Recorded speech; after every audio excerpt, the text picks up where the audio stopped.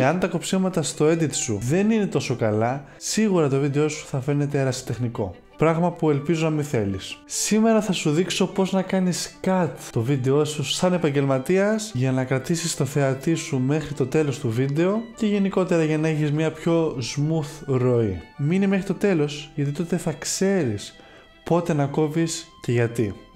Το σωστό κόψιμο δεν είναι απλά να κόβεις το βίντεο εκεί που έχει κενά. Είναι η τέχνη του να καθοδηγείς το μάτι του θεατή που βλέπει αυτό το βίντεο και να κάνεις το βίντεο να ρέει φυσικά. Πάμε να γνωρίσουμε μαζί τα 3 βασικά πράγματα που καθορίζουν το κόψιμο. Νούμερο 1. Ο ρυθμός. Pacing. Πόσο γρήγορα γίνονται τα cuts. Παράδειγμα, αυτό είναι ένα πάρα πολύ αργό cut και αυτό είναι ένα πάρα πολύ γρήγορο. Ανάλογα την ιστορία που θες να δώσεις στο βίντεο, πρέπει να έχει και το ανάλογο cut. Αν θες το βίντεο σου να είναι λίγο πιο storytelling, πρέπει να είναι σαν αυτό το βίντεο. Να μην κόβεις και τόσο πολύ τα κενά, να είναι έτσι ένα πιο αργό. Αν όμως θες να νοιάζεις με το MrBeast, πρέπει τα βίντεο σου να είναι εκρηκτικά και να κόβεις συνέχεια και την παραμικρή πάυση. Νούμερο 2. Η αίσθηση της ροής. Τα cuts πρέπει να συνδέονται οργανικά. Ας πάρουμε παράδειγμα αυτό εδώ το κλιπάκι, το οποίο είναι ένα γρήγορο και έτσι απότομο cut. Και ας πάρουμε ως δεύτερο παράδειγμα αυτό εδώ το κλιπάκι, το οποίο το cut του είναι έτσι πιο απαλό, πιο seamless. Άρα έχουμε νούμερο 1 το pacing του cut, πόσο αργό και πόσο γρήγορο είναι το cut, και νούμερο 2 η αίσθηση της ροής. Στην αίσθηση της ροής έχουμε το απότομο και το seamless. Και πάμε τώρα στο τρίτο και το πιο σημαντικό απ' όλα. Το engagement. Αν δεν κόβεις σωστά, το κοινό σου σίγουρα θα βαρεθεί. Ας πάρουμε ως παράδειγμα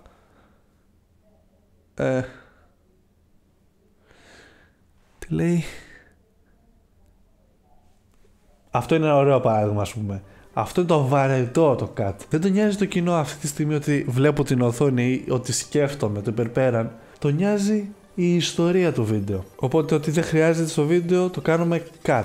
Και πάμε τώρα να δούμε 3 από τα σημαντικότερα cuts που χρησιμοποιούν οι επαγγελματίες στα βίντεο τους. Νούμερο 1. Jump cut.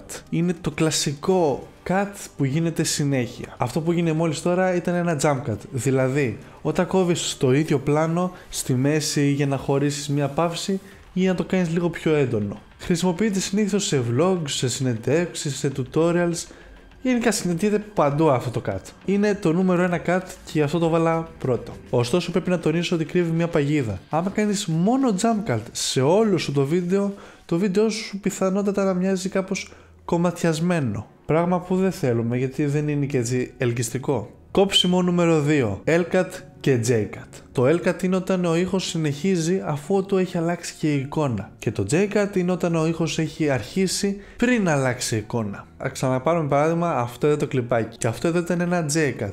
Δηλαδή με βλέπατε που να σκέφτομαι κάπως έτσι, ξέρω εγώ, και να παίζει ο ήχος του επόμενου κλιπ. Αυτό ήταν το J-cut. Και το L-cut είναι το εξής. Και αυτό εδώ ήταν το L-cut. Δηλαδή ο ήχος συνεχίζει και αφού έχει αλλάξει εικόνα. Καταλαβαίνω είναι λίγο μπερδευτικό στην αρχή, αλλά αν το κάνετε 2-3 φορές θα δείτε ότι είναι αρκετά εύκολο. Και πρωτού πάμε στο τρίτο, τελευταίο και σημαντικότερο cut, πάμε να σας πω μερικά tips για τα κοψίματα. Γενικότερα στο video editing πρέπει να νιώθεις τι πρέπει να δει ο άλλος. Δηλαδή, ανάλογα το βίντεο που θες να κάνεις, πρέπει να κάνεις και το κατάλληλο cut. Άμα θες ένα MrBeast τύπου βίντεο, τα κοψίματά σου πρέπει να είναι λίγο πιο τεμαχισμένα. Άμα θες να κάνεις ένα λίγο πιο storytelling, ένα λίγο πιο χαλαρό βίντεο, τα κοψίματά σου πρέπει να είναι απλά και λιγότερα. Εντάξει, αυτό παίζεται ανάλογα και τι βλακίες έχει πει στο βίντεο, αλλά τέλος πάντων.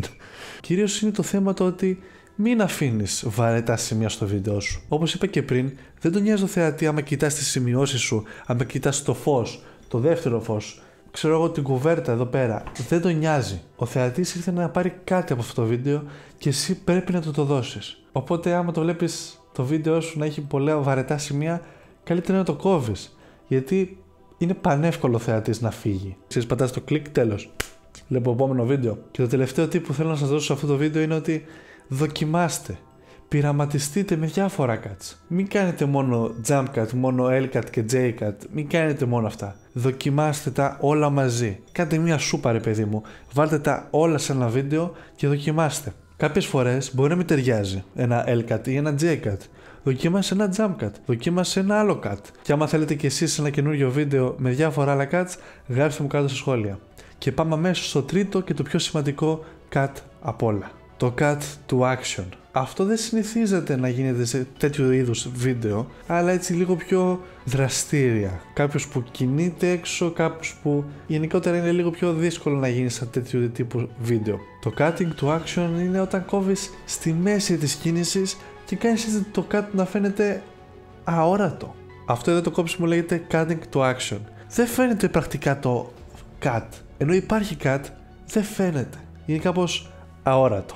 Αυτό το cut γίνεται συνήθως σε πιο κινηματογραφικά βίντεο και γενικότερα όποτε χρειάζεται. Είναι ένα πανέμορφο cut αυτό και μάλιστα είναι από τα αγαπημένα μου. Ωστόσο είναι λίγο δύσκολο να παραχθεί σε τέτοιου είδους βίντεο, ταιριάζει λίγο πιο κινηματογραφικά έτσι βίντεο. Ωστόσο, αν θες και εσύ να μάθεις πώς να κάνεις smooth transition χωρίς plugins, πάτα το link εδώ πάνω. Και εμείς θα τα πούμε στο επόμενο βίντεο.